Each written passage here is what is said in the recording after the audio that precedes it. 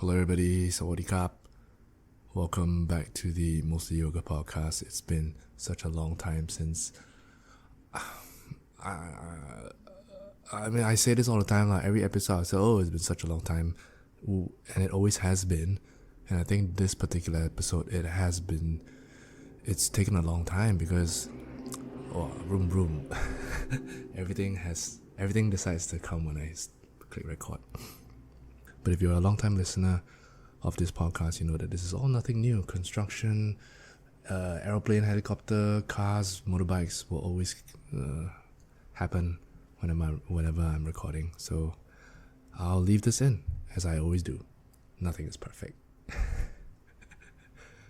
What was I saying? I recorded this episode, I think about 3-4 months ago. And I hate to record episodes and then take so long to pop them out because I forget things that happen, or just things like life gets in the way, people change, things happen. I want to always just record next week, chop, like pop it out already. But I think a lot has happened in the past 4 months.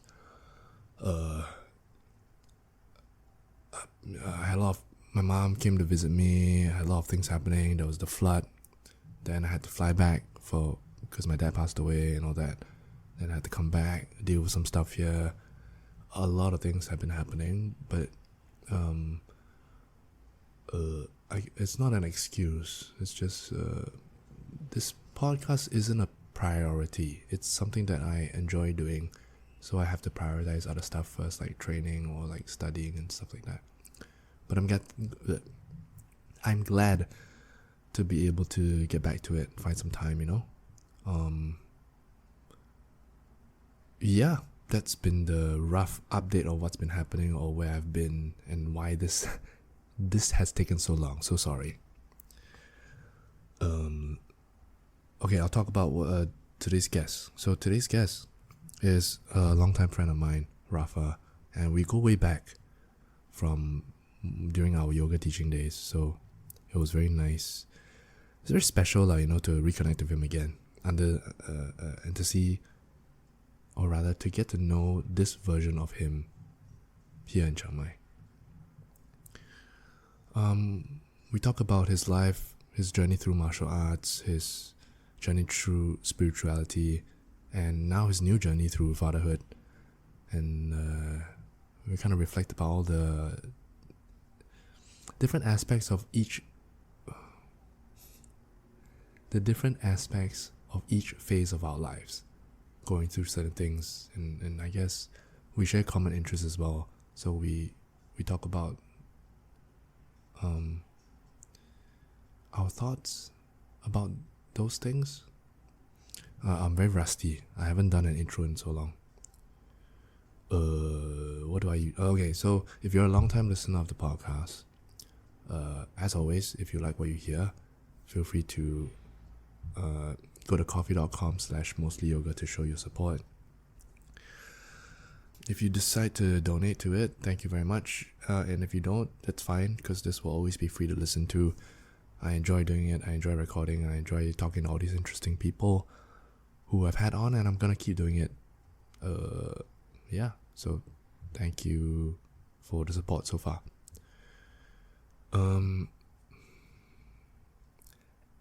Some context. When I was going over to his place to do the podcast, I actually forgot to bring my mic. The most important thing, right? That's how long I haven't done it, that I even going to do it, I forget to bring the most important thing. So when I went there, I reached his house already, go into his living room, then sit down, take out my stuff, where's the thing? Oh shit, so I had to go back home, get it, go out again.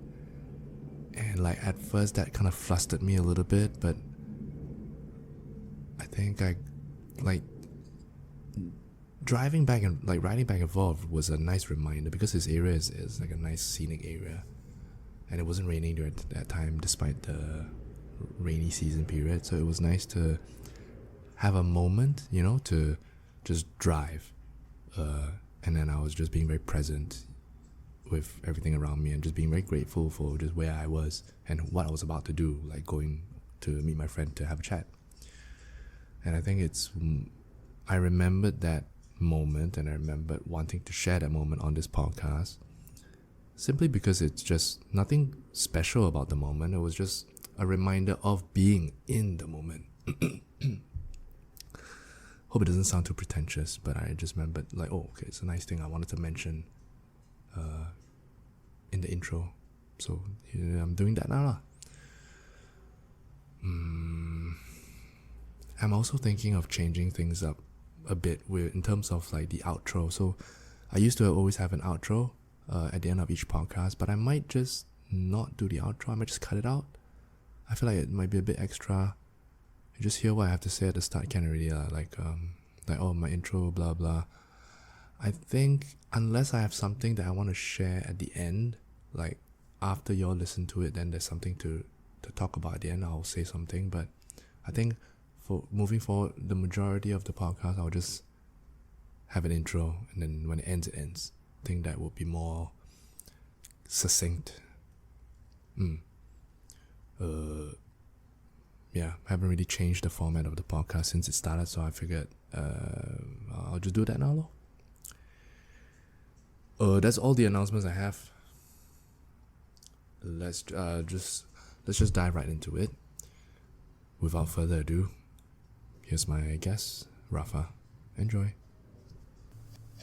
If this gets uncomfortable, you can remove it. I like to do one in, one out sometimes just to hear, because when I put both, it might sound like I'm very loud, but it's not. If it gets uncomfortable, take it off by all means. Okay. All this barang away. This is fine. My water.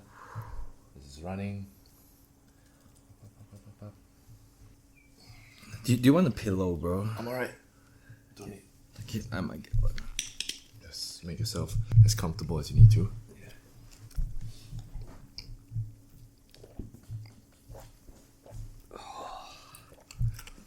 Again, at any time you need answer call, do something, feel free.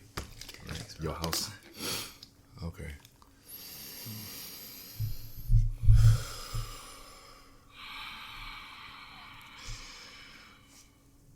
I had a bit of a interesting morning. Came by planning to do this with you. Forgot my mic. Went back, come back. I mean, this is the most important thing that I need, right? This thing right here. And I forgot to bring it. But, you know, it's a very beautiful day today. Came back. Here we are. You've invited me into your home. Very nice home. Little bits of you hanging on the wall, your art, photos. And I've been wanting to do this for, I think, a while, right? Like, there's always a few people that I want to do this at the back of my mind. And then like, once you warm up to people a bit, then you start to like, hey, you want to do this? Yeah. We've known each other for quite a while, but I don't really know you. So again, I'm excited to get to know you in this space, of course. And now that you've been coming to Jits a little bit more often, I get to see you and I get to spend time with you. I get to roll with you also. So it's nice. And then like one day, like, hey, you want to do this? And here we are. Yeah. So, of course, we're going to talk about Jiu-Jitsu and we're going to talk about other things also. But how should I introduce? I guess we can just start. Thanks for doing this with me. Thanks, bro. Yeah. Thank you for coming over and setting all this up. And it's it's quite an honor and it feels quite nice that we can connect, even if it's on like this platform, you know. Like, yeah.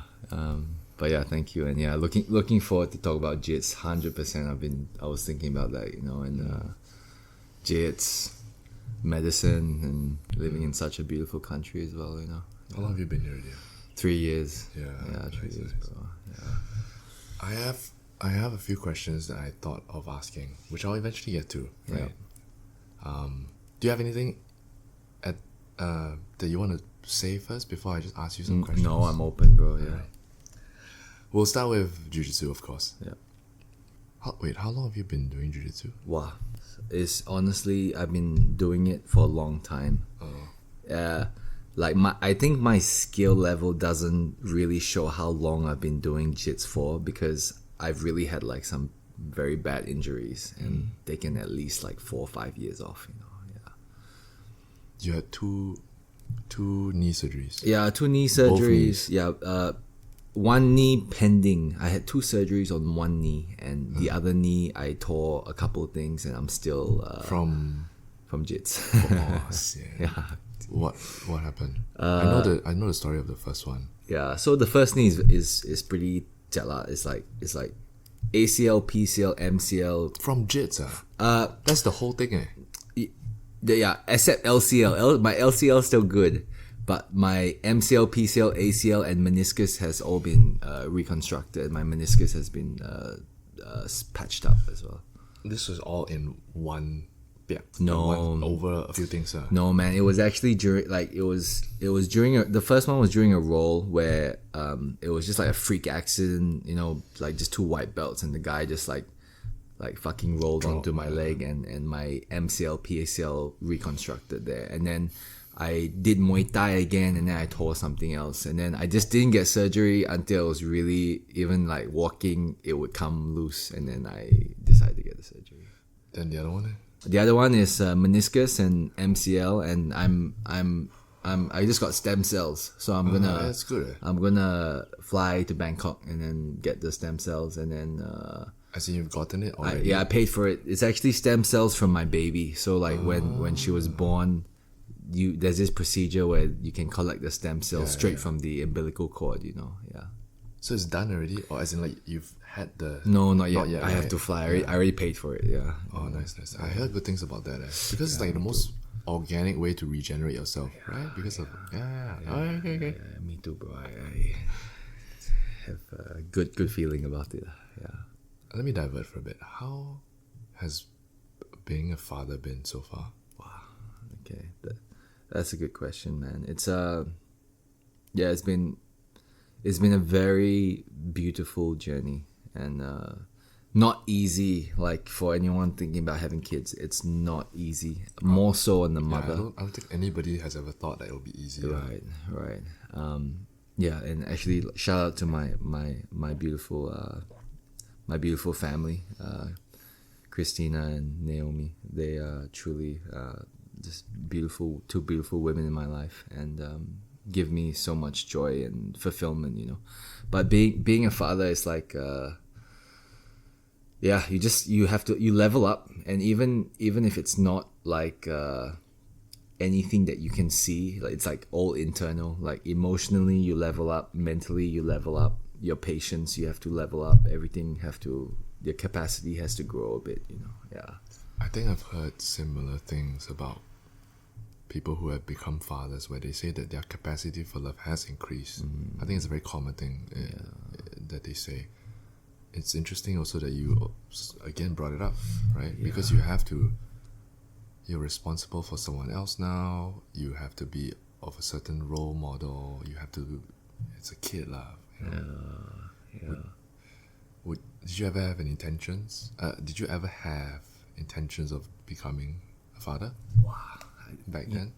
Yeah, definitely. Even when I was really young, I had a dream of having a family or children. Who knows what that dream is from? Whether it's from like God or the government, but it's a beautiful thing, man. Like I really feel like my faith in God has increased after having kids, because it's so real that you have to put your faith in something beyond like the security of the material world, But yeah, bro, have you ever thought about having kids? Could you see yourself? Interesting question. Also, I've never thought of wanting to have kids. I've never even thought of wanting to be in a marriage or whatever that whatever you want to call it lah. Right. But as I get older and as I see the people around me, and I too am changing and maturing, I would stay open to it. Okay. Where previously it's no. Now maybe I don't want it, but I stay open to it. To me, that's a step enough lah. A step into that space. Yeah. And I believe also that like there is the idea of living for someone else does feel quite purposeful rather than living for yourself. Because like I'm a single guy, anything happens is my tai chi, right? I tend to my own things. But having someone else that depends on you now, like whether it's a pet or a kid, of course a pet is less responsible, or like, you know, it's not forever. A kid is forever. That kind of journey, wow, it's scary, intimidating, but also I'm sure very fulfilling. And if it happens, it happens. So right? so you're open in a sense, like, If it happens, I allow it. okay, Yeah, but I don't pursue it. okay, I'm not gonna I'm planning for a kid, like I want marriage, blah blah blah. But if it happens, I allow it. if it happens, Yeah. okay, That's all I can do, right? Yeah, Just yeah. allow it, ma. definitely. Are there any other surprising aspects to being a father that you come to realize now? Whether it's about yourself or about the world. Definitely understanding male and female nature, and how it reinforces what to me the masculine is and what the feminine is. And I have thoughts about this as well, the Right. masculine and the feminine. But let me hear your thoughts about this. yeah, you know, like, just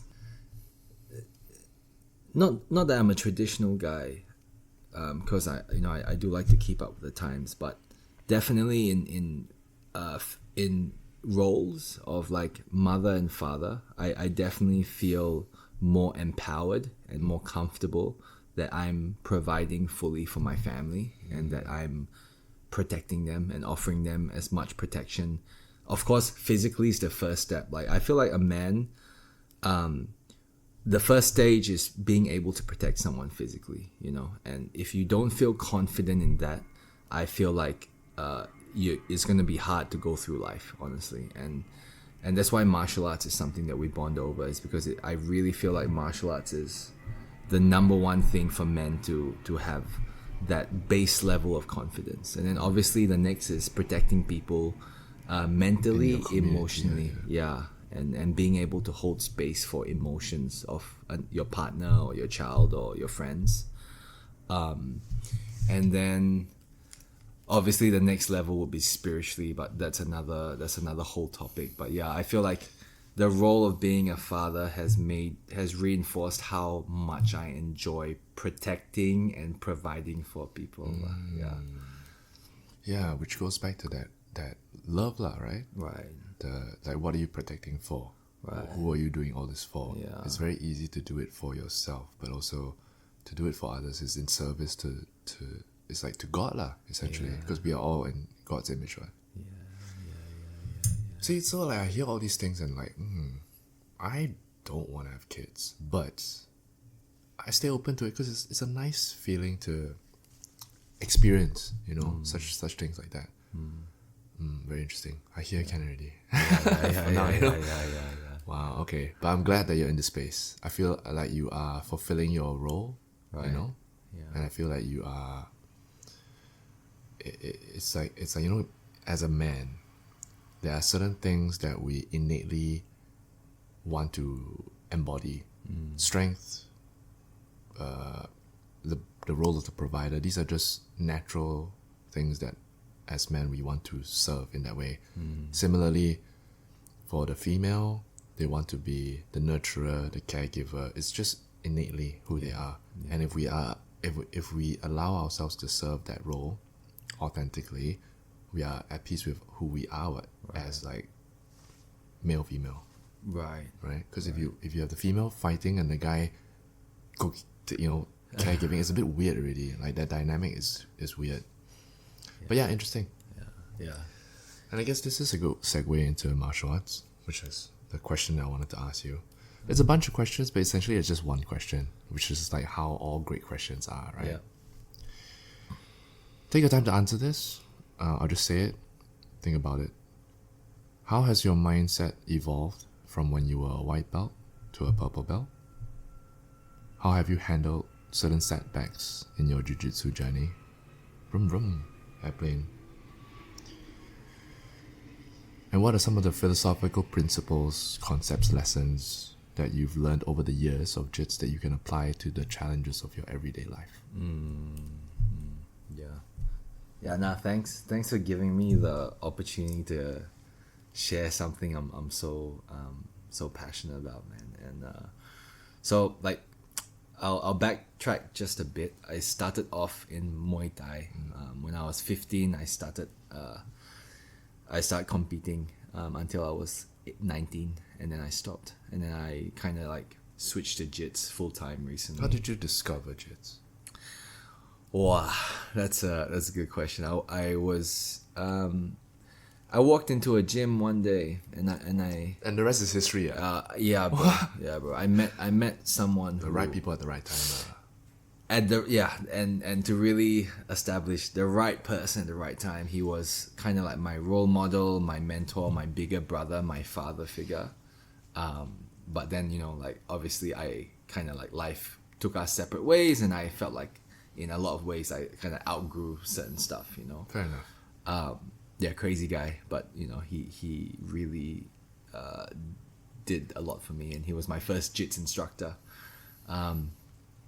And yeah, journey from fuck, bro, it's such a crazy journey, because jits to me has been one of the biggest spiritual teachers I've ever had in my life. Like the biggest tests I ever had in my life. Like I injured myself early on. I injured myself white belt and blue belt. I had two big surgeries.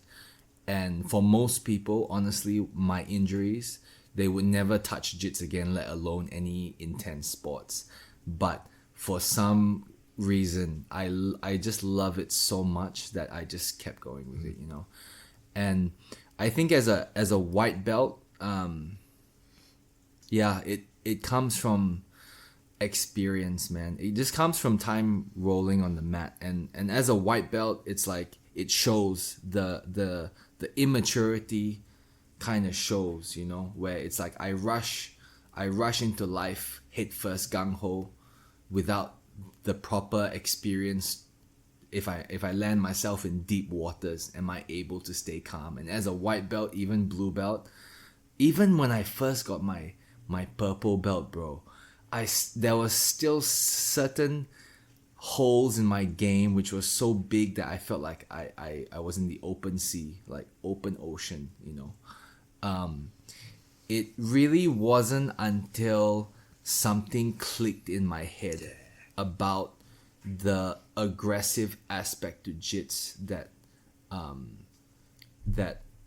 the energetic aspect of jits, where I really kind of understood the game, and even, you know, like humbled my ego enough where it's like, you know, like even if a white belt taps me, it's all good, you know, like I don't care, you know, like I will happily tap to anyone, you know. And for me, I felt like it was, yeah, really not, you know, it's funny to say, but you can't be too nice of a guy. Now this was what I was telling you before. You can't be a nice guy, not because you want to smash people, but you're not gonna grow in jits and even in life if you're a nice guy, you know, because that energy is off. You can only be a nice guy if you got that fucking experience behind you where you can handle anything. But if you're first starting out in jits, you can't be too nice of a guy, because you really need to test the waters and build that experience of confidence that, hey, like, even if this guy, I know I'm better than him, there's no way I'm gonna let him pass my guard. Because once you let someone pass your guard because you think that anytime you can get your guard back or he won't submit you, you're programming in your mind, this is early on, white belt, blue belt, that anyone can pass your guard, you know. And then that psychological aspect just diminishes your game fully, you know. And nowadays, if I let someone pass my guard, it's purely with the intention, and I set intentions. I'm trying to help this guy understand what it's like to feel the control, you know. It's nothing to do with, oh, I'm lazy, I just let him pass my guard. It's he passed my guard so that I can teach him something, you know. A lower belt lah, that's what I'm saying, you know. So yeah lah, that's my whole approach to jits. It's like I let this guy pass my guard to teach him something, And in the back of my mind, I know at a click of my fingers, I can get my guard back. If not, I will. If I have that slight bit of doubt, I will do everything in my power not to let someone pass my guard or to get the advantage. And I just want to mention one more thing because I'm getting quite excited now. It's like every single scenario or position in Jiu-Jitsu, whether it's good, perceived as good or bad, you have to feel in control. That is the idea. Even if someone's got your back or in mount, you have to feel like there's a strong, big ass pillar behind you that is having your back at any time. Like there's no, the minute that you lose the feeling of control, which means like control over your body in this situation, you have to get out of there. You have to do something, and that's one of my philosophies as well. I agree with that first philosophy entirely. I remember this conversation that you had with me, and it stuck with me about maintaining my aggression. Yeah. Like, I'm generally not an aggressive guy. I'm quite what's the word? Lembek, right? I'm very like 随便. I'm just like quite chill. And I roll like that. So if people take my back, I'm like, yeah, whatever. I let it happen, right? But it's true what you say, like, why do I let it happen, right? It's because I feel like I'm not able, or I know I'm not good enough to hold it, so I let it happen, which gives me a sense of control, even though I know I can't do it, you know what I mean?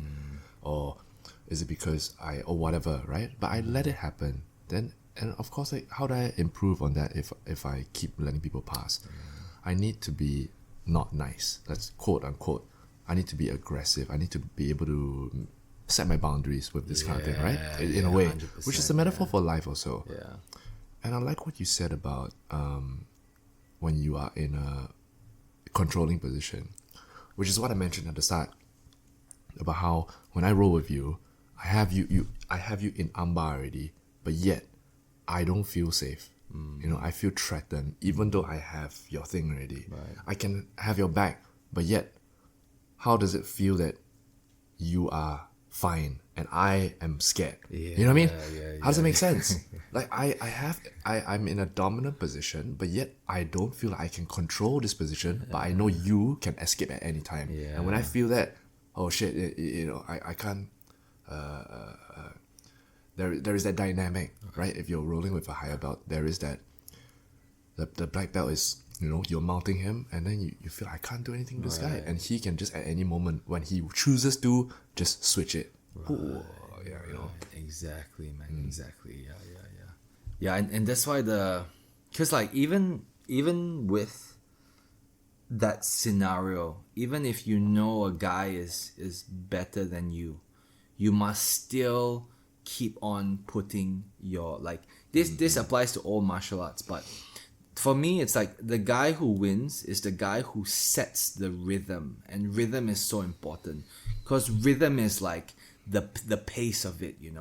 Like if you're the guy setting the pace, the other guy is gonna get tired first. The other guy has to match that pace. Yeah, right? He has to match it or take it up a notch. And even if a guy is better than you, if you set your own rhythm and he's trying to match your rhythm, he's going to get tired first. He's out of sync already. Yeah, he's out of sync, and there's going to be holes that appear, even if he's better than you, and I noticed, the really high level guys, it's like, when you set the rhythm, they get uncomfortable, immediately they shut it down. They're like, I'm not gonna, even if I know I'm way better than you, I'm gonna shut this down straight away and put you in shit, But sometimes all it takes is like just the way that person grabs you. Right. One grab is enough to like, oh shit, it's on already. Right. Or if like, okay, we can play, right?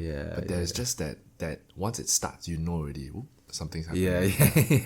It's so intuitive, right? Yeah, for sure. And I do like what you said about when you roll with someone, whether it's white belt or any belt, that you get to know someone a little bit more, not on not on an emotional level, right? Because we're not talking, but yet somehow I'm getting to know you through rolling. If you roll and you're fucking jumping around, you're spazzing out, and you're moving in a way that makes no sense, like the white belt bashing into the wall, just trying to get through. I know who you are, I know. I know a little bit about how you handle things outside somehow. You know what I mean? 100%. You know what I mean? Bro, yeah, So yeah. like, and if someone is like humble and like kind of like he's okay to tap, he's okay to lose, but yet he still holds his weight. You know, he's just trying his best. Right. That also I can sense through the role. Yeah. So it's very interesting about whether like I can know who you are from that without speaking a word, without knowing the guy's name. You just like yap, yap, and then you okay, I'm getting to know you in a sense. It's a conversation, right? Yeah.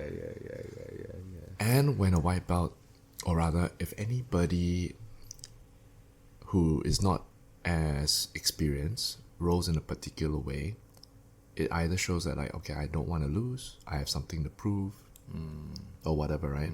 But unfortunately for that kind of attitude gets you hurt, and it also gets other people hurt, which is why Jiu-Jitsu humbles you, right? Yeah.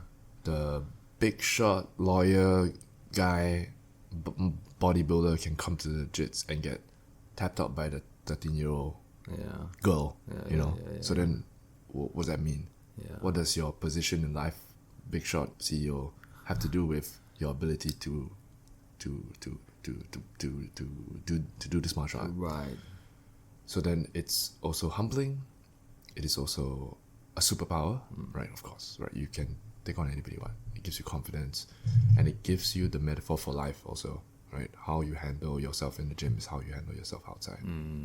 Yeah, how you take setbacks, how you how your ego, you know, and the thing is, right, like it doesn't matter whether you've been doing it for 2 years or 20 years, like you're gonna face the same humbling situations over and over again. Every you know? 2-3 years when you get promoted, you're back to square one again. Yeah, exactly. Like you come in bad day, tired, and then some like good white belts, good blue belts make you look stupid, and then you feel it, and you can either when you feel that shame or that like embarrassment, you know, two things can happen. Yes. You accept it, you learn from it, you compose yourself, you come back. Or you're like, oh, fuck that, I'm not going to let him do that, I'm going to try and tap him as fast as I can. And then when you do that, that energy is going to work against you, you know. Interesting. And that's how I get most of my injuries from, is when I'm like... Revenge. Yeah, like the other day I was like rolling with Moto, and I was like I, you know, it's like... Not that I ever underestimate him, because he's so killer. good. He's a wizard, you know. But it's like I was like, okay, I can just maybe take it easy, because maybe he'll take it easy. You would never take it easy, but not in a bad way. Yeah. He'll always test you, you know. And I was like, oh fuck, alright, then I'll go for something fast. And then it's like he got me, and I was like, I don't want to tap to this. And then I heard my ankle pop, and then I was like, fuck. But you know, it's okay. But yeah, it's just like moments like that. I'm so grateful for. A, it's not a serious injury, and B, I can really just learn and humble myself more, you know, because it's so much energetic to me. If I come into the gym angry, I don't want to roll, because I'll be scared for my own safety, you know. Yeah. Interesting. And also saying no to someone that you feel is gonna fucking injure you. Like, you know, there's guys at the gym. You know, there's guys at the this gym. is an interesting topic. Yeah. I agree. Man, when like there are certain so I'm not a young gun fucking 16-year-old anymore, right? I'm older, I'm a bit more wiser, and I'm okay to say like no, right? Yeah. So like there are people in the gym. So my rule is I don't roll with new people because I don't know who they are. And especially in Thailand, tourists, they come, they go, I won't see them anymore. I don't want some random tourist trying to prove something and hurt me, right? I don't roll with new people. I don't roll with people who are a little bit spazzy. I mean, like, say if I see them, I don't want to roll with people who want to prove something. And I try and roll with the people that I know who can keep me safe. Different levels. If I'm tired, maybe I roll with someone lower. If I want to try and work on my defense, I roll with someone higher. Stuff like that, right? Yeah. But there are also times where like, if like someone asks, hey, you want to roll? And I don't want to roll with that person, I'll just sort of like, I just do the timeout thing. Because I want to rest lah. And I want to be polite and say, I don't feel comfortable. And some people don't dare to do that, you know, and they just go. But for me, like when I popped my ACL, right, the guy, it was in field, like, oh, I won't say it, but like, that it was like some guy, and I just knew I shouldn't have rolled with him. I knew it before. I knew it already, you know. Somehow instinctually, that something was like not right. Yeah. But then, and I rode with him, and then true enough lah. But of course, it's not his fault. It's my fault, right? I spun the wrong way. Whatever lah, I let it be. But I just somehow knew it was gonna happen. So it's very interesting that you mentioned this. But share with me some of your experience on this. Oh no, I mean like there's that particular one type of guy. I know who he is. I know exactly who this person is. Yes. But it's like nice guy, great guy. I'm sure. You know, I'm right? sure, I'm sure. You The know, nicest it's guy, just- but when they roll, it's like die cannot tap. Die must spaz out of everything. No, It's technique. life and death. Yeah, life and death, and that kind of energy, and it's like, in a way, sometimes I'll accept the role with these guys because I want to learn how I can keep myself safe, and manage that kind of energy at the same time, and still dominate, you know. And it's a very dangerous game, to be honest. But there's that type of guy where you really you feel it straight away, and you can see it from their face, their body structure. It's very hard. It's almost very rigid, and they might be white, blue, or even purple belt, but their energy is quite rigid, hard, and sometimes they're very strong, sometimes they're very athletic, and those guys who spaz, you have this is one of the biggest lessons is saying no in jiu-jitsu. It's like, hey, I love myself enough not to put myself through that. Like I'm not gonna do ADCC trials, I'm just here to enjoy this amazing sport. Play, and with those guys, it took me a long time to say, like, now I know it's like, no, I don't want to roll with you. Or if a guy's too fucking big, I'll be like, yeah, but we go 30%, and I'll make it that way. And if they break it, I'll be like, no, like let's not do this. There is a guy that I suddenly thought of, like, back years ago, back in my old gym in SG. I was like, I was white, my 2 stripes, and then I was like, hey, some guy that I don't know. I just like, can we? He asked me to roll, and I said, oh, let's go like 30-40%. And he's like, okay, and then immediately pull some spider guard shit, and like I can feel his 100%. Then at that moment, I should have just like stopped. Okay, I'm out. This is I just said it. You crossed my boundary. I don't want to roll with you anymore. Like, I'm fair enough. But I continued, and like I wanted to like, oh, you want to like that? So I'm gonna fucking fight you back, which is fucking dumb. Now that I think about it. But if that ever happened to me again, I would definitely be like, oh, I just said, take it easy. You're gonna do this. I don't want to roll with you, and I'm just gonna sit out, right? 100%. But damn, there are people like that. Right? And it's actually good that we have this conversation, and hopefully other BJJ guys can hear this, because the more we openly talk about this, the more people be like, okay, I need to develop this in myself, setting boundaries. Whether is it you who's like setting the boundary, or the person who is the guy that pulls the spazzy guy who's trying to prove something. Here's is like, wait a minute, maybe I should tone it down. Whoever it is. But it is play. Right. It is a martial art. It is life and death, but it's also not. Like, come on. Interesting. If we talk about on and off the mat stuff again, we go back to that question and I asked, how are some of the lessons that you've learned on the mat contribute to lessons off the mat? That's Feel free to apply this to any aspect of your life, work, fatherhood, anything. It's interesting because I see jiu-jitsu as like the complexity of a person's ego as well, and even if I'm rolling with a guy who is let's say I'm a lot better than someone I'm rolling with, or even a guy who's a lot better than me, there's an aspect of, hey, I want us to come out of this situation, even though, yes, you're trying to kill me, I'm trying to kill you. I want us to come out of this situation closer, more bonded, more love. And I noticed that when I meet people, especially for the first time or first few times, there's an element of subconsciously we're kind of testing the waters of what's your personality like, what's it's my conversation. it's conversation. And I I apply the exact same principles to some people, because I know some people, it's not because they're bad people, but they're more guarded than others. And in order to not break through the guard, but in order to connect more, you have to not be so nice, or sometimes you have to even show more presence, I get what more you mean. authority, and it allows them to relax more as well, you know. Right. And these energy dynamics that I learned during my roles, I really apply it to all aspects of ego relation and relating with especially new people that I meet, that I'm introduced to, you know. Like my posture, if it changes, how does that make them feel? How can I appear strong at the same time appear not so much of a threat, that I'm not trying to kill you, like I'm trying to just like have a good time and stuff like that, you know?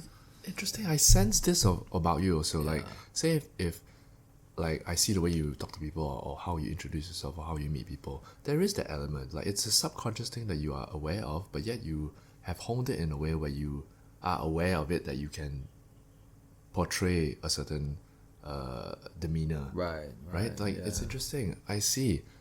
And there's also that time when you said remember we were, it was one of the open mats, and then you were telling me about how it's an energy exchange, right? Like I said, like I wasn't feeling very good this session, and then you said it's because maybe that guy shared that energy with you, and like vice versa. So I do believe in a sort of energy exchange. I mean, you touch someone already, there's an exchange of energy, right? 100%. Yeah, you make eye contact with someone, there's an exchange of energy. There's something happening already. And Jiu-Jitsu is one of the purest ways to exchange such energy, because it's physical, and it's also the mentality of it behind it is that I'm here to kill you, you are here to kill me. Yet somehow we want to walk away from this in a happily, you know, in a better, to get to know each other a little better. So it's a very strange but yet interesting dynamic. Yeah, bro. And to touch on what you said, it's like when, like, about that particular incident, is like, you know, energetically in jiu-jitsu, if a man you know, dominates you, whether it's a friendly spar, it sucks because we feel violated as men. We feel like another man's violated our energy, our space. We carry that, you know. And the same way in day-to-day life, if you're with someone and you just met a person, whether it's a guy, most likely a guy, guys, but it's like, if they penetrate their energy towards you and you're just completely open, you can take on a lot of shit. And that's why I don't, even the way I speak to certain people, especially people who, like, you know, like, there's always that guy who like keeps talking, never asking you questions back, the conversation not balanced, one-sided. I make it very clear, if a person is like that, my focus stops completely. I cut it off, because I know what it does to me. It puts on more baggage. After the conversation, I'm fucking tired. That guy feels fucking great. So people like that, even in real life, took my energy. So people like that in real life, I cut the conversation off. I just like, okay, you want to Just have okay. Or even I'll just like stop it, and I'll just be like, oh, I got something to do. You know. Interesting. Right. I feel like, yes. Say, as a practitioner of Jiu-Jitsu, and you understand the a certain philosophy behind it, and in terms of energetic exchange, that knowledge of energy exchange can translate to, say, meeting someone in a business setting or whatever, and it does allow you to set such boundaries because you do so on the mat. A beautiful lesson. That's a great lesson. And it's stuff like that, like, even, like, I might have learned a certain lesson on the mat, but yet I'm not sure how to translate it off the mat, and then through just understanding it on a deeper level, you can see it in everyday life. Suddenly something happens, you act in a certain way, like, hey, I would have done that. Right. Where did I learn that from? It's from Jits, you know what I mean? Somehow. Yes. Even stuff like the energy exchange thing that you were telling me about, I realized that, but yeah, I don't know how to, I didn't understand it. I knew something was happening, but I didn't understand such exchanges of energy. Then when you told me about it, I was like, yeah, that's true. I need to, like, I protect who I hang out, or rather, I protect my space. Right. I am mindful of who I hang out with because exchange of energy. Right. My home, I keep it clean. I protect my physical space. Yeah. So why wouldn't I protect my gut? Why wouldn't I protect myself in Jiu-Jitsu? Yeah. If I allow people just take my back because I'm lazy or I don't, or I'm just like lembek, then that also will affect me. Then when I walk away, I'm like, why do I feel so sian? Yeah. Because it's that guy talking to you and not listening. It's a one-sided conversation, right? Yeah. So then like, okay, I get it now. I get that metaphor. So what can I do to improve on that? Yeah. Keep your hands, elbows in a little bit, stuff like that, you know. Like it's like if I for example, I invited you into my home. If you just one day came, open the door, sit on my couch, even no matter how good of friends we are, like, I'll be whoa, like, yeah. what the fuck are you doing, bro? You know? And for Jits is the same. You set boundaries energetically. And even before you do anything with your body, your thoughts form it already. And if you're playing guard and your thoughts are like, oh, let's see what happens lah. Like, then shit, yeah. fuck, sooner or later, he's in mount or he's on your back. And if your thoughts are, you're not gonna pass my guard, he feels that. Yeah. He feels that, and then it becomes more of a dance, Yeah. Oh wow, yes. It's also I like that you said you have a plan. Right? You remember you told me about this. Yeah. Have a plan. And it's not like say a plan like a strategic plan, like right hand to the knee, left hand to the neck or whatever. It's more of like just the plan is to not it's not so general like don't get tapped, but it's a bit more like structured where don't let the guy pass your guard. Don't let this to happen. Don't let this to happen. Yeah. Simple rules like that, right? Yeah, It doesn't have to be like a fucking plan, but just like this is the agenda for today. Right. See if you can do that. Yeah. Right? Yeah. Because sometimes I come in and just like, I just fucking see what happens. I lie down, I fucking do whatever I want. Yeah. But then, like I said, like you said, having that aggression when someone does grab your collar, and if I am the lembek guy, someone comes and piak me, I'm like, I wake up already. Oh shit, this is something I gotta defend properly already because this guy means business. Yeah. Through his aggression, he invokes my like sense of urgency, which is important survival, in a way. So survival. Yeah, bro. Like, and it's not just like don't let him do this. Don't let him. It's like once you set the more you visualize what your plan is, the more it breaks his defense down. So it's like, I'm not gonna let him pass my guard. I'm gonna sweep him. I'm gonna submit. And if you can visualize that and send that energy out, he feels it. I can't explain, but he feels it somehow, and then he starts his structure and his sense of control starts to break down bit by bit by bit by bit. And that's how I roll even with like new beginner white belts. Obviously, I let them learn and stuff, like teach them stuff, but it's still like I'm gonna like you're not gonna smash them, but you're not gonna let them manhandle you either lah, right? You have your defenses, but you give them chance a bit. I give them chance a bit, or I even trick them into thinking they got the upper hand, just to, it's like a lesson. It's like, do you really have the upper hand here? Is that footing, is your foot planted solid in the ground, or is it still a bit unstable? Interesting, man. I've been doing this for like 8 years.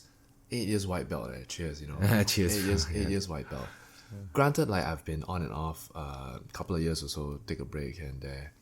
Very inconsistent throughout my whole time. But I look back on it and like people who I knew at my first gym, who joined after me, who I was the one telling them how to hip bump sweep, are now purple belts, because they stuck to it. And I was like, man, how long is this gonna take? Like it's about like, I want the fucking blah blah. And then the more I want it, the more of course you suffer, right? Because you want it. And then I think also part of me coming here is like wanting to pursue this deeper, having to go every day, and like my whole life seems to be revolving around this now, where whatever I do is in the name of Jiu-Jitsu. Not to sound cringy or like my identity is this, but it's like this is something that I want to devote myself to, right? Yeah. Call this God lah, right? Like Right. anything can be God. You watch TV every day, you're worshipping the TV God, right? Yeah. Use your phone every day, you're worshipping Yeah, it. yeah, 100%. So I want to worship the Jiu-Jitsu gods, right? So I go every day, I go to church, I sing my songs, I pray, right? I learn I learn Jiu-Jitsu. When I go out, I go to the gym because I want to get stronger at Jiu-Jitsu. The things I read, the people I hang with, it's all in the name of Jiu-Jitsu, right? I go to work to earn money to survive, kind of spend it in Jiu-Jitsu. Like everything is in the name of this, right? Yeah, yeah. So I do, like, you can consider this a religion. I could consider myself a religious person. You know what I mean? Because everything you devote, what? Devotion is essentially to a higher purpose, right? And if you devote yourself to a cause or a purpose that is that has no end, right? So if you, let's say I devote myself to everything I want to do is just to get the Ferrari. Right. Once you have the Ferrari, then what? Right. There's always something else. Yeah. But if you devote yourself to an endless pursuit, something that has no end, because you can never be the best jiu-jitsu guy. Yeah. Every black belt, there's a bigger fish out there. Yeah. So if you devote yourself to an endless pursuit, it never ends, Yeah. right? The goalpost always keeps moving, and therefore you are always in constant pursuit and constant learning and constant power until you die, right? Yeah. Yeah. Because a lot of things can't be found in the material sense.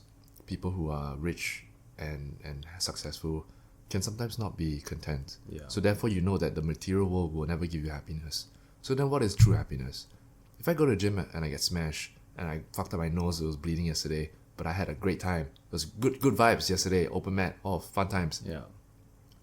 I feel more content with that than having the Ferrari, you know what I mean? I mean, Right. obviously I don't have it as a metaphor, lah, but like, the material thing rarely gives you satisfaction. It's Right. these overcoming certain hardships, becoming a better person, and like the things that people cannot take away, Yeah. right? Nobody can take away. I can take away your purple belt, lah, but I can't take away the skills that a purple belt has to have Yeah. obtained that belt.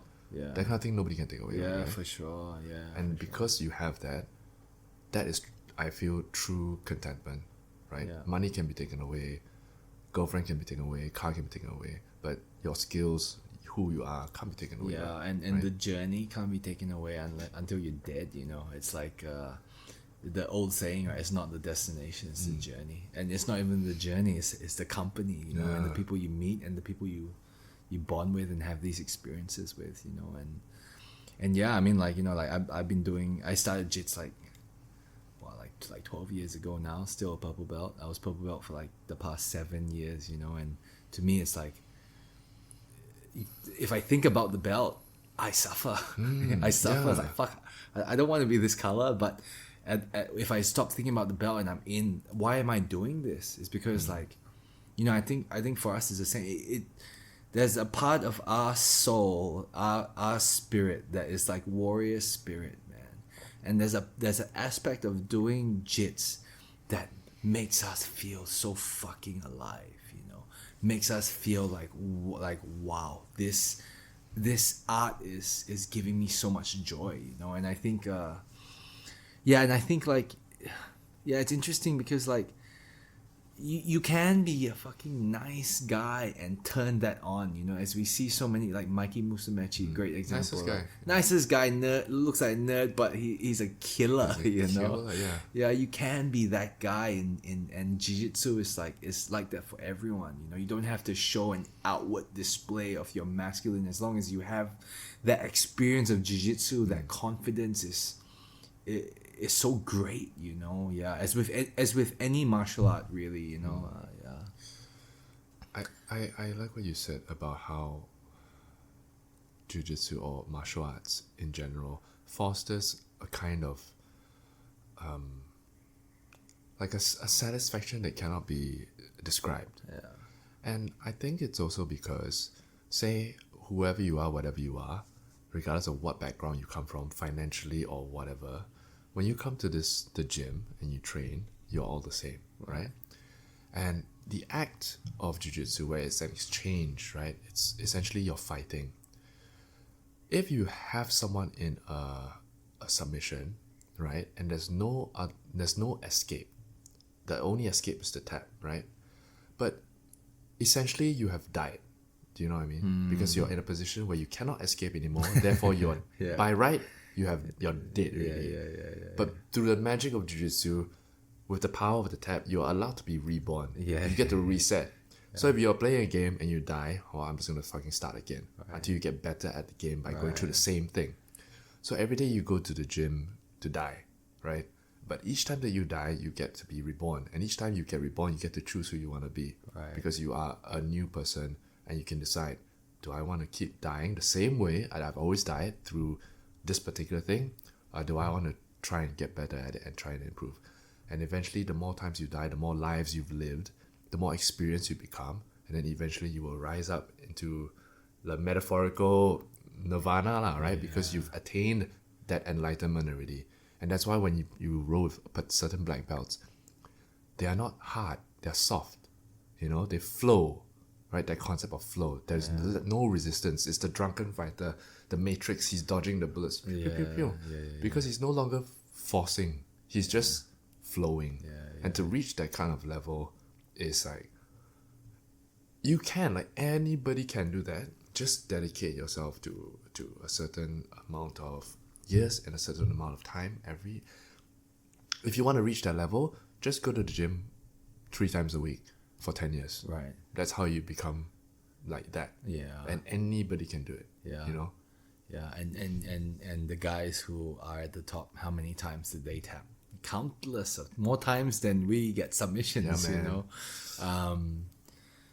And I think like it's such a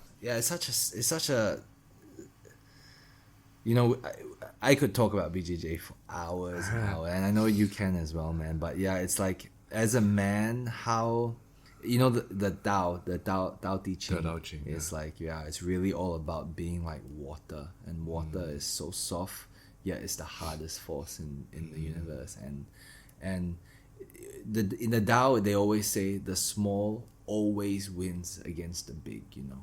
And what being small is to me is humility, humbleness, being able to bow to everyone, and that's why I love shout out to Gato, everyone there makes it so welcoming, so chill, so relaxed. Coach Bank is so nice, it's like such a nice atmosphere where you don't need to prove anything to anyone. It's just a bunch of friends hanging out with each other, man. It's also important, the kind of gym and the culture of that gym. Certain gyms run it in a particular way. There's always the Cobra Kai version of it, where everybody's very aggressive. They come out of that gym because it's just their culture. And I don't like that kind of shit. I prefer the more like laid back, because I'm generally laid back. So I like the laid back vibe. And I think jiu-jitsu culture tends to be very like that. Like it's similar to surfing culture, right? You see the nuances, the similarities. Surfing culture, jiu-jitsu culture, even the 420 culture. It's all same vibe, but it's just chill. For the most part, not those old school traditional gyms which they make you fucking run around. That's why it's so hard to find a gym that fits that vibe, the more relaxed vibe, and it's almost like terrifying to go into a gym where it's not that vibe, and you're like, fuck, everyone gonna try and test me today, everyone thinks they really like this is ADCC trials, it's so annoying. You also mentioned, so you said that you were starting a YouTube channel for jiu-jitsu, right? And you were gonna call it God. What are you gonna call it? God and Jiu-Jitsu. God and Jiu-Jitsu. Can you? And I remember you mentioned something also when we were talking about this. Right. You said the relationship between God and Jiu-Jitsu. Right. Can you share more about that? So pretty much what we were talking about is how, as with the as with the Tao, or even like the Bushido path, or like the path of the spiritual samurai, is like he's doing his duties as a samurai, not to get fame or glory, but is really to get enlightenment, and I don't want to butcher the story of Miyamoto Musashi. But from my understanding, because I read that book 10 years ago, I forgot most of it. From my understanding, that was also his purpose in a way, was to reach spiritual enlightenment through killing people, And I know it sounds so absurd, but for men with this warrior spirit, to me, it's like that's really the path, And Jiu-Jitsu is really that for me. Like when I roll, it's like sex, man. It's like two bodies merging into one, and I'm figuring out who I am, who he is, and how it's all just one, It's just two opposing forces coming together, dancing, and then separating and coming back stronger. It is just a dance. Like sometimes like when we all sit and see people roll, we are just watching a show. We're watching a dance. Two people just, I do this, you do this, I do this, you do this, forever. Yeah, bro. Yeah, that's it, man. And everyone's got their own twist on the dance. Everyone's got their own style, their own character. Yeah, their own style, their own character, and somehow it just merges. I guess we can segue Yeah. into the spiritual. Okay. How did you first become involved in the spiritual? I'll leave it as that. Wow, in the spiritual, good question, bro. I mean, suffering, man. Honestly, suffering. Interesting. Yeah, suffering. Like I had a very challenging childhood, and I remember. Yeah, it's funny how like no matter what's happened to you in life, for me, like the most painful thing has always been relationships. Like whatever abuse can tahan, but breakup damn pain. Breakups are the worst. Right. I agree. And continue. no, sorry. No, I mean, like, I just wanted to, like, a breakup is like a death, right? Because you've ended something and you can't see that person anymore. Yeah. But unlike an actual death where the person is gone, this person still is around, and the presence haunts you, right? And they will continue to haunt you until you can overcome it. Yeah. At least in a death, it's closed. Yeah. There's nothing you can do about it, and it helps you to accept it a little bit better. But in a relationship, when you break up, the person is there. Maybe if you sway enough, you work with that person, or they live nearby, you see them at the bus stop or something. It's like a ghost that you see, but you can't. You pretend you don't know, and then you like get triggered by all the memories and so on. But I sometimes feel that it can be more painful than an actual death. Not to discredit, physical death. But it does hurt. That's what I'm trying to say. It hurts. Go on. Yeah, so I had a tough breakup when I was around 16, and then I wasn't conscious, blah blah blah, but I went to a Buddhist temple every week after school, and that was my first introduction to meditation. And even though back then I couldn't really see the results, but I planted the seeds or the seeds were planted. What made you want to go to the temple?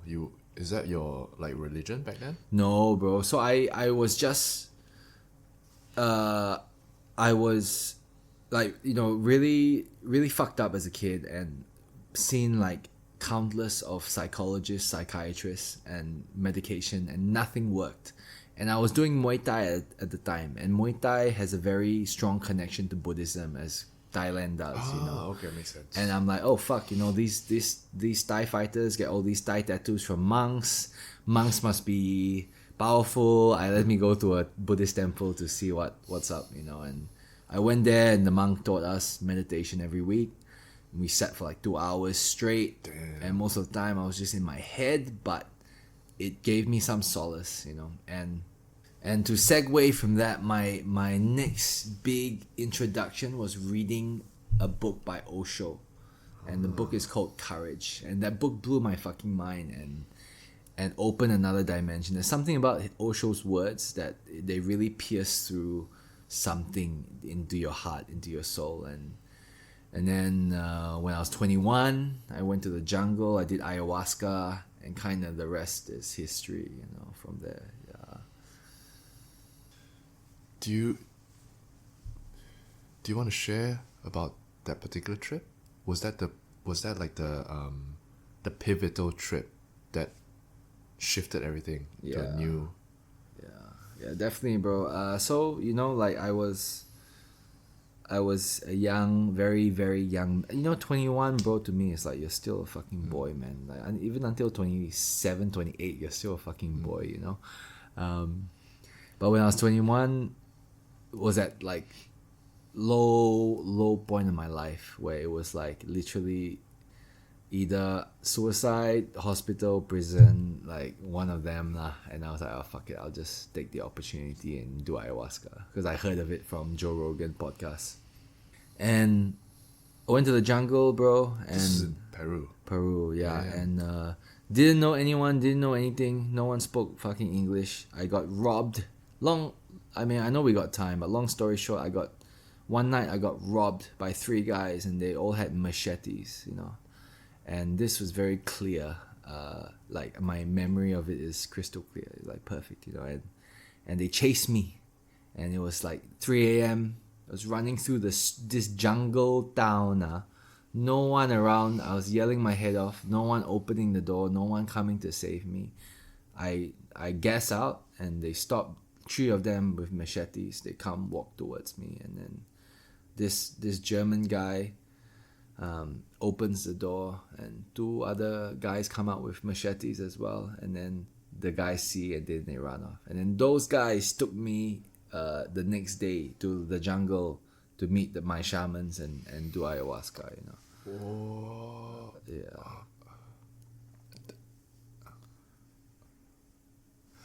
What happened? Why were they chasing you? Well, For just money? Yeah, money. Because that town is extremely dangerous. And even now, from the stories I hear, it's still quite wild, but maybe not as bad as a decade ago. But I stopped a tuk-tuk because I was at some, I don't know, some event or some party or some jungle party. Just like trying to network or whatever. And they stopped the tuk-tuk and he doesn't say anything.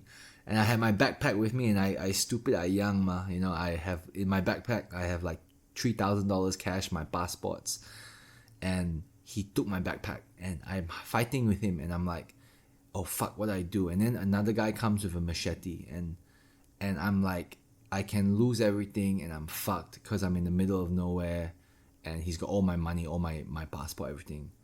But I was like, fuck it, I'm not gonna hit this guy. So I kicked this guy, fucking hard, and he fell.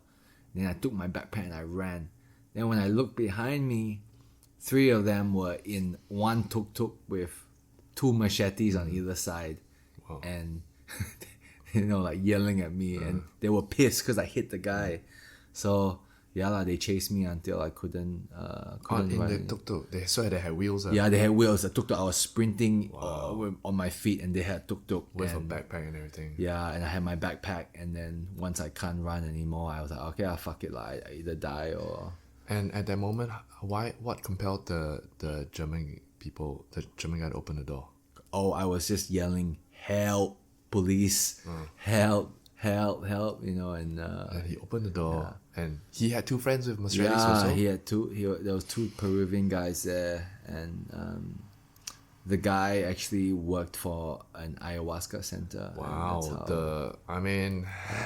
that doesn't get any more like meant to be than that. Exactly. It doesn't get any more clearer than that message lah. I wish it wasn't so violent, but you know, God works in mysterious ways.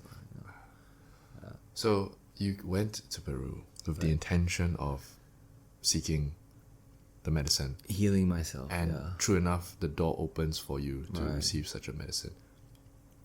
So then what next? You spend the night at their place, or you just go back first? No, I spent the night at that place, and they told me they're gonna bring a group of around 15 people to do 2 weeks of ayahuasca, and I agreed.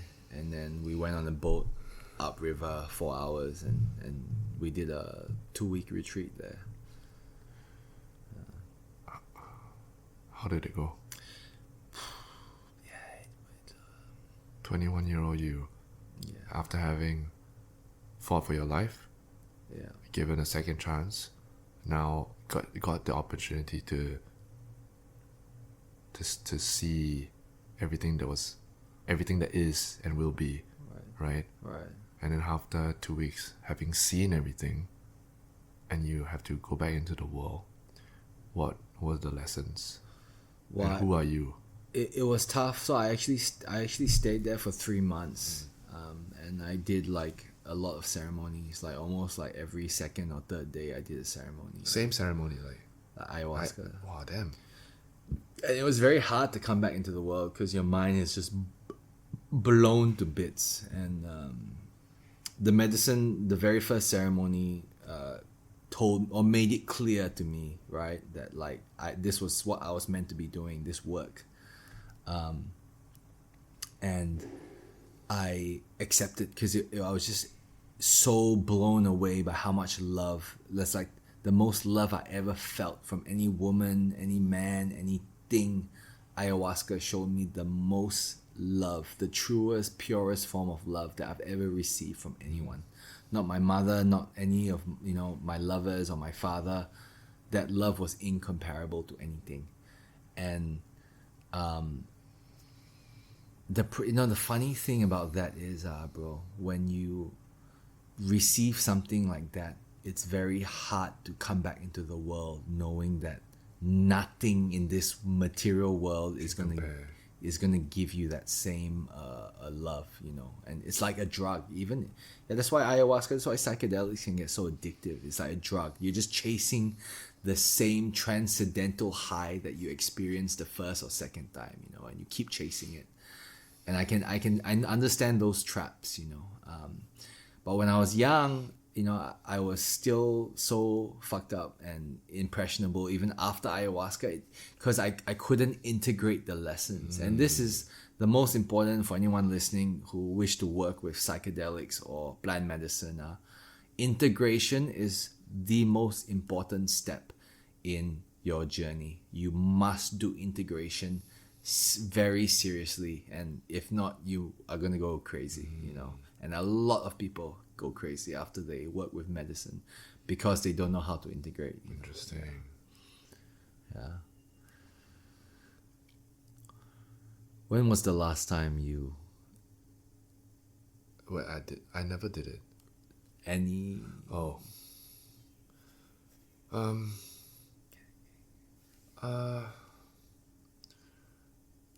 Without going into too much detail, I guess, but I can remember the times where, not as crazy lah. I think the first time I experienced an awakening was just when I was young and I was just having a good time. I had a very vivid good time, but at the end of the day, it was just a good time. Had fun, nothing profound. right? But I did remember having a taste of such love, right? Love of the universe, without having much understanding of where it came from. I just said, oh, fun time, ha ha ha, whatever.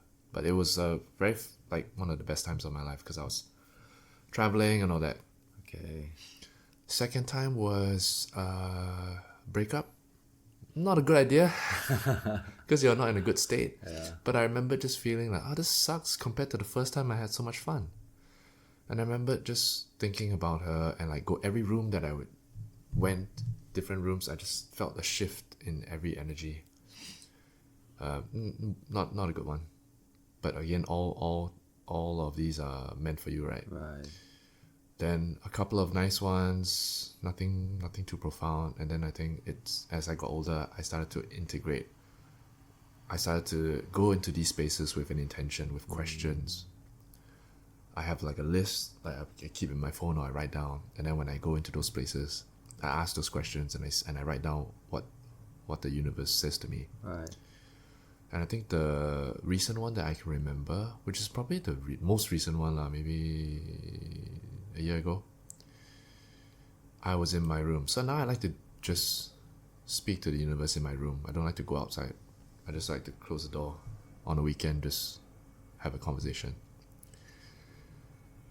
I was in Chiang Mai, in my room, and the way that my room is the position is that there's a mirror in front. On the left is a window. I say it's like a window, but there's trees, green. And then on my right was the shelf with my Shiva deity there that I brought from Singapore. So I am dancing, if I want to call it that, or I'm stepping. So each time that I step, I deliberately release my leg. So I'm soft. Like say I plant it, I like whoop. I step, whoop. So I'm soft in each step that I take. But it is a very deliberate way of me stepping and releasing, but not to the point where I release and I fall. When I'm about to fall, I tense up to hold myself up again. Right. Okay? So I'm stepping, release, step, release. To the point where I'm doing this, it becomes a dance because I'm being silly and I'm sort of like, what am I doing? Dancing left and right, left and right. So I'm dancing. In front of me, when I look out the window, it's Mother Nature and I see the trees and it's talking to me. On my left is Father Shiva. Father Shiva, Mother Nature, and then on my right, when I look in the mirror, it's me, my ego. So I'm there, I'm dancing, and these three things are looking at me or talking to me. I can't remember what space I was at that time. Probably not a good space, right? But I remember the lesson that I learned from it was that as I was dancing and I was holding myself, so it was a matter of tensing and releasing at the right time, right? Tensing and releasing at the right time to the point where I'm dancing. And then this is my audience. And I remember like thinking, this is a struggle. It's a fight. And I have to learn to tense at the right time and release at the right time. I have to fight at the right time and let go at the right time. Right. And as I was doing this, I keep telling myself, this is a fight. Okay, this is a fight. Life is about a fight. And I need to learn how to be good at fighting. Next day, I'm reflecting. And I feel like, this is my lesson. I need to learn how to fight. Then I was talking to Hao. And then I think I told him this story from my perspective. And then he told me like, why do you always look at it in a negative way? You know Hao will he's very mindful of the words that he uses and how he frames things, right? So when he said, why am I looking at it in a negative way? And I was like, what's negative about it? Then he said, instead of looking at it as a fight, why do you not see it as a dance? Because I was literally dancing, right? So, and fighting is also a dance. So, and in the purpose of the dance is just to have fun, right? So instead of me fighting life, why don't I just dance with life? Because it's play rather than struggle, right? So because he also, with his own wisdom, helped me integrate that. And then now if I take that lesson and I share it with you, mother, father, me, dance, life, play, and love and all that kind of thing. It's up to you how you want to interpret this kind of lesson. Plus, if you are like, you feel it a little bit more. You feel you see the things that can't be seen once this opens up. So I was there and I was like learning all this and I was like, wow, okay.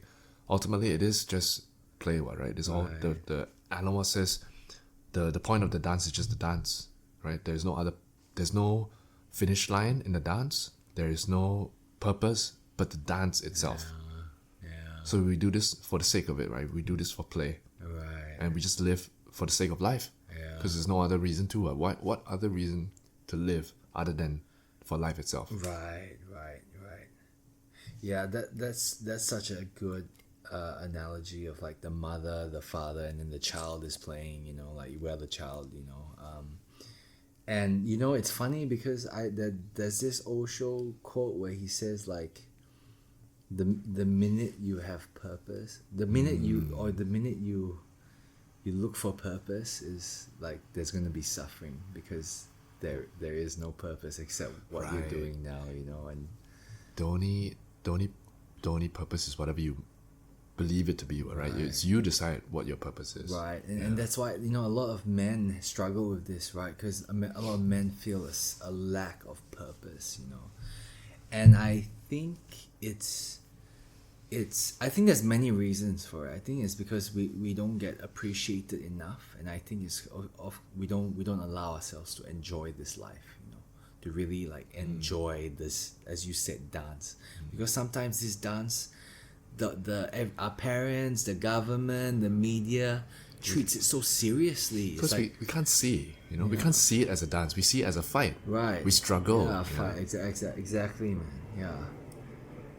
And that sucks. That sucks the play aspect of this life out. That sucks the joy aspect of this life, you know. And I do believe that this life is supposed to be joy, you know, like, I mean, of course it has to be what the other alternative is to not have fun. You know what I mean? What do you mean? Yeah, Of course you want to have fun, what, right? yeah, exactly. Yeah. So it's interesting lah. And like I try to also like you know, when you embark on these journeys, I won't do it like every day lah. Like, you know, like not every 2-3 days or what. I would just, if I feel like I have questions that I need answers to, I seek a higher source. If I don't, then I don't know. Yeah. And right now I feel like I don't need anything until it calls for me lah. And also you mentioned about purpose, right? Right. Sure, everybody when they're young, lost souls, but don't know what to do, never got the chance to experience certain things, don't know who you are. And I think if you're self-serving, if your purpose is just make yourself feel happy, that is a lower vibrational kind of thing. You're pursuing a false kind of pursuit. But if the purpose is outside of yourself, it is, say, in the name of someone else, child, endless pursuit, Jiu-Jitsu, something higher beyond you, then it becomes a true pursuit. Right. You know? So then, when you're young, you always want to self-soothe. You always want to have more money, have more girls, more. I just want to please myself, buy more things, make myself happy can already. The moment where you shift that perspective outwards instead of inwards, then that I feel like that is true purpose, and then your life have meaning already. Yeah. Right? Yeah, definitely, man. And if those things come, if you know, if money, if whatever, It comes as a result yeah, of the purpose. yeah, but it's not the main focus, you know. And yeah, if that becomes the main focus, you can get very lost in this matrix, you know. Yeah. That's true. It is a matrix there. Yeah, man. Yeah. What are some of the practices or rituals that you recommend that can help improve spiritual growth and healing through your experience? Yeah, I practices, you know, like, I mean, everyone definitely has their own modality: yoga, medicine, reading lah, like, or Taking a walk. qigong, yeah, anything taking like a walk, yeah. But I can share with you what I like to do is I like to pay my respects. You know, I like to bow any opportunity I get, not just to humans, but to trees, to animals, and to definitely deities and altars. And I feel like we primarily live in this physical reality, but beyond that, the spiritual reality, there are countless number of beings that we just don't see with our two eyes. You know, we see with one eye, but we don't see with the two eyes. And every space you go to, I recommend people respect the space, whether it's with a bow or an acknowledgement with your eyes, or like just a prayer in your heart where it's like, I respect you, thank you for allowing me to be here, talk to the trees, talk to the nature, talk to the animals like that. And I believe that has helped me tremendously in this life. You know? What do you believe this comes from? Energy, right? Energy exchange. Yeah, you can look at it as energy exchange, because honestly, the energy of humility gets you strong. Is stronger than any force. Humility and humbleness to me is that energy gets you in more doorways than forcing your way through doorways or with aggression or anything, you know. But I definitely, since coming back from the jungle, my life has not been the same. And you know, not to go into too much detail, but I definitely believe, or I know that, you know, we're not alone. Like even in this space now, there's things not just attached to this space, but there's things attached to our spirit that we've collected either from yesterday, a week before, last year, last lifetime, that are attached to our spirit. Yes. And if we do not acknowledge them in any way, it can be very troublesome for us, you know. How do you practice this on a daily basis? So it's just a matter of like going to a new space and just paying respects? Or do you like deliberately go to a temple or put flowers, burn incense? I do all the above, but if you can imagine, when there's someone in your house, if you've had a long day of work and you know you just want to get home and like throw your clothes on the floor and just put your feet up and like just like blah blah blah, you can do that, yeah, no problem. But if there was someone in the space physically, you'd just be a bit more mindful. And it's like that when there's no one in the space. Yes, it's like how when people are coming over, you tidy up your home. Yeah. I'm still like that when no one's in the space. I still believe that there are things in the space where I can't have the energy of like, fuck everyone, you know, I'm just gonna be myself. It also has to be like, yeah, I'm gonna be myself and relax and lay back, but I acknowledge that you guys are here, you know. And Wow, yeah, interesting. To see yourself as a guest in your own home, right? yeah, or just to acknowledge that I'm sharing this Yes, space with other things that I don't have a full comprehension of. I like this. Yeah. It's like behaving in a way that everyone is watching when no one is watching. Like, so who are you when no one is watching? If you claim to be a kind person or a disciplined person, and every time you show up to certain things and you indeed when people are looking, give off that like, this guy's dependable or this guy's got his shit together. But when you come home when no one is watching, you fucking throw your shit on the floor, you don't do your dishes, you anyhow, but only when people are watching you, then you behave nicely, you wear nice suit.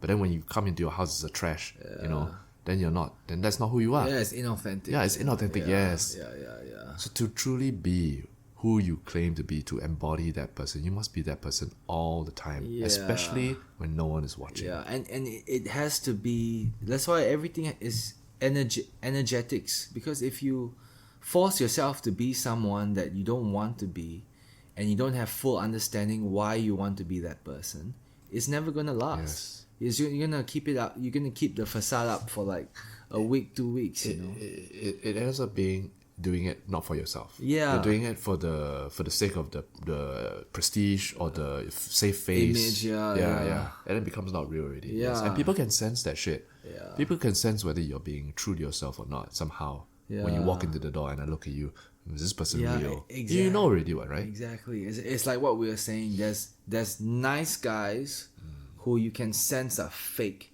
and there's nice guys who you know that they are nice guys because they have, like in Jiu-Jitsu, they have the experience to beat your ass, you know? Like there's that kind of different niceness, you know? And I feel like, you know, like before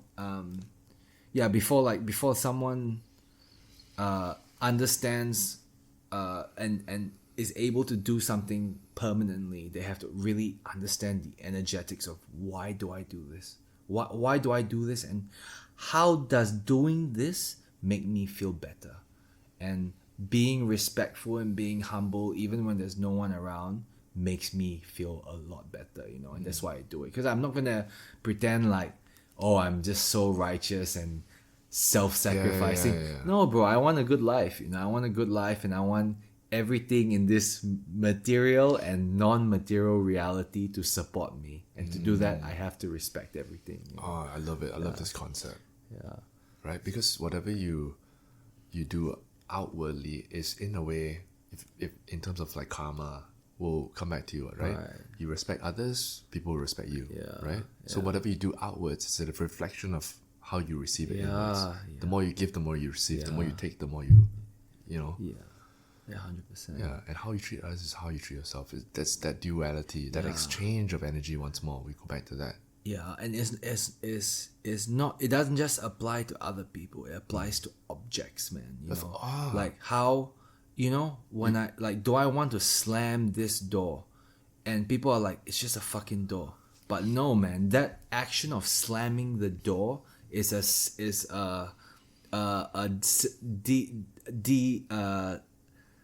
depreciating thing towards yourself. It's a lack of self-respect towards yourself. Even if no one's watching, if I'm slamming this door because I don't give a fuck, or if I don't do the dishes, that's a reflection of how my mind is, how I value and treat myself. That's true.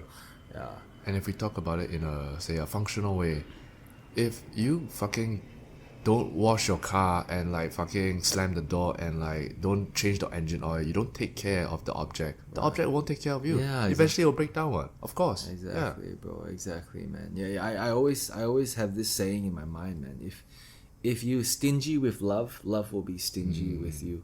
And it's the same for money. If you stingy with money, money's gonna be stingy with you. If you stingy with friendship, friendship's gonna be stingy with you. Yeah. But you see, like, why are people that way, right? If like someone is cautious of giving too much in a relationship or being stingy, it comes from a place of fear, right? Maybe they've been betrayed before. I give my girl all everything, then she betrays me. Therefore, I'm gonna be more mindful with the next relationship. So it's fear. It's a fear cycle, right? So to break out of that fear cycle is to. There's only one way, right? You gotta fucking give, ma. The only way to fight the light is with the dark. The only way to fight the dark is with the light, right? So the only way to fight hate is with love. Right. And yeah, it's good to, like that. That's a good example of like guys who they have their heart broken or something, and then they end up don't trusting women, either become players or fucking loners, and I feel as though like, sorry, this is a bit of a segue. But I don't know why my mind is gonna talk about it. It's like another part of being a man, in my opinion, and coming into manhood is to get rid of the illusion that someone else will ever complete you. And most men can say this, but in the back of the mind they're thinking, oh fuck, I wish I met that perfect girl and our life gonna be happy together and everything, And I feel like the big stage of maturing is like as a man is really knowing 100% no woman, man or child is gonna ever complete you. It's like yourself, No one is gonna save you. Only you can save yourself. And I think as a man, the only way you come to that conclusion is to realize that yes, this person broke up with me, I lost that job, whatever shit that happens to you, you only realize such a thing when you hit hit the bottom. And then when you're at the bottom, the only person that's left there in that hole with you is you. And it's up to you to fucking claw your way out of it. And when you do manage to overcome the bottom, realize, oh, I'm the one that's able to do this. I'm the one that's responsible for myself. Responsibility. That's a big one. No one is able to fulfill you. We are not like two halves joined together to become one circle. Like you are the circle. Right. It's you are the circle and you find another circle. Right. Everybody is whole. It's not like we are lost and then once we find each other we can fit into the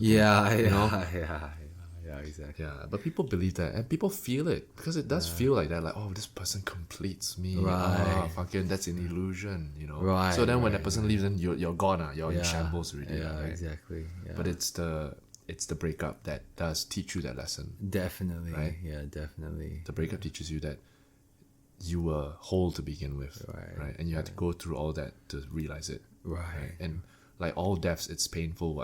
Every death is painful, but you get the opportunity to be reborn, and you want to be reborn into someone that is whole, right? Right. Yeah, Right. Yeah. And yeah, it's exactly what you said, man. It's hitting rock bottom and taking responsibility Taking for responsibility. it. Even when it's not your fault, Yeah. you take that responsibility, but essentially everything is your fault. Right. We as men, Right. everything is your fault. yeah, You know what I mean? yeah, for sure. I mean, like spiritually, there's many things to say about that, but my mentality is exactly the same. Yeah. If I know this might be a bit far out example, right? Your wife cheats on you. Well, I was gonna use that example, but Yeah. continue. Like most men will blame her. Yeah. I've told my friend, I approach this with as much softness as I Yeah. can, but I'm like, bro, that's your fault. She left you for a reason. Yeah, She and- cheated on you for a And reason. you allowed it. Yes. You ignored everything that life is showing you. You ignored the problems, the this and that. It led to this situation. It's your fault. Take responsibility, Yeah. It's a hard thing to admit, because to claim that it's your fault, it's like people don't want to claim that responsibility. I mean, I didn't want to claim the responsibility for the hurt that other people supposedly did to me. Right. But it's because to admit that it's your fault means to admit also that you did wrong. And nobody wants to be wrong. Nobody wants to lose. Nobody wants to tap, right? Save face, man. It's not my fault. She was the one that did it. Right. But when you look at the signs, when in hindsight, you were never there, you didn't take care of her, you didn't do this, you didn't do that. And then, of course, because of that, this happened. Yeah. So then whose fault is it? She's just being herself, and she wanted something that you couldn't provide. If I'm hungry and I want to eat, I'm going to eat, it's just me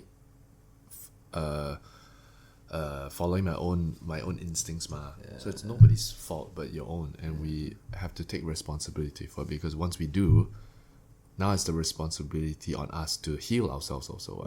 Right. It's no longer that person that hurt me, therefore that person must apologize to me, then I'll feel better. Yeah, but the person never will. Yeah, exactly. And then if you have that mindset, they have the power. Yeah, you don't give the have power away, Exactly, yeah. Yeah. I think I've understood this concept in recent times, and I've really embodied it a lot. Yeah, nice. And I'm glad that you're able to understand this also, Yeah. because it is true. Everything that we do, everything that has happened up to this moment in your life, it's completely up to your fault. Yeah. You were unsuccessful in a particular way. It's because you fucked off when you were younger and you didn't do it in the start, right? Yeah. These things are never just happen, or you don't suddenly become overweight overnight. Yeah. It's because you ate fucking like shit every day for 10 years, and then like one day you wake up, oh fuck, I'm fat. And this relates to jiu-jitsu. Yeah. You keep letting someone pass your Exactly, guard, so and it's then like- it's fuck a metaphor for everything, your yeah. guard sucks. Yeah. Oh man. Yeah, it's funny, man. This is why I love this. This is one of the things that makes me love life. Of course, life gets fucking tough sometimes, but why I love life so much is because you have the ability. God gives you the ability to go from nothing to have everything you ever wanted, and also vice versa. You can have everything, and then everything can get taken away from you. And it's like, yeah, I mean, like the grand scheme of things is like teaching us that death takes everything away of this material. But while you're in this life, to realize that you have the power while you're still breathing, is very empowering. That you have a choice, right? Yeah. Like animals don't have a choice. Right. Animals they run on instinct, Right. but we have the choice. Therefore, we can choose whatever we want. Yeah. We just have to know what we want. Yeah. Right? What you want, you can have what. Yeah. Right? Manifest. Yeah, and not be afraid to ask for it. You know, not be afraid to be very specific with what you want. You know, yeah. I agree. I mean, we're all on our own journey. We're all at different stages, and we're all just people. You know, at the end of the day, we're just fucking on this spinning globe in the universe, trying to figure things out. Right. But in the grand scale of things, we are just drops in the ocean. We're just stars in the sky. We are just sands in the sea, in the beach. Yeah. Whatever happens to us, your girlfriend break up with you, in the grand scale of things, no, it doesn't matter. Doesn't It's matter. okay. It's okay. It's okay. You know. Yeah. When you're going through it, Yeah, it doesn't feel that way, but you know. Yeah, After. but because we are tunnel visioned into our own lives, but we forget that there are other people around us all going through their own shit. Right. And in fact, we are very lucky to like say life sucks for you for whatever particular reason, lost your job, fucking injured. But have you ever not have a roof over your head? Have you ever not have food on your table? Simple things like that, where other people are way worse than you, and then you're whining about like, oh, my car broke down, fucking it's no aircon spoiled today, like fuck, you know. Yeah, man. In the grand scale of things, we have no problems there, right? Forgot to bring my mic. It's not a problem. I've never. I was almost annoyed, but then I realized I have nothing to be annoyed about. Bro. Yeah, you're right, man, and that's a good reminder, because like I forget from time to time about how good my life is, the small things. Take a moment, you know. Take a moment. You look around, and you just like, oh, damn, you know. You forget where you are, especially in Chiang Mai. Look, I'm fucking. The journey here was a reminder. Like we're surrounded by nature. We're surrounded by the mountains. I get to do this, you know. And what else do you want? You know, what else do you need? We forget what day it is. Yeah, I know. Yeah. Every day is a weekend, you know. Yeah, bro.